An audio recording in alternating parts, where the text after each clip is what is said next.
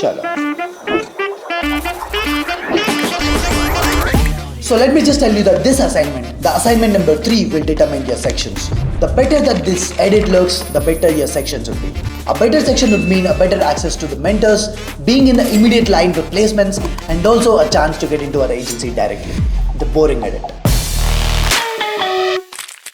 So use everything that we have taught till now. The best rough cuts, the best use of music, the best text effects and backgrounds, movement of text and backgrounds with ease in and ease out, and everything that you have learned in the last 10 classes. Your aim as a video editor is to impress your audience. So let's see who will do it in the best possible manner.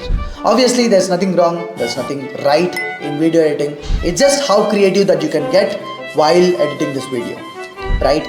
So I wish you all the best. I wish you all the success. I want you to win. Let's see who can edit this video in the best possible manner. Bye.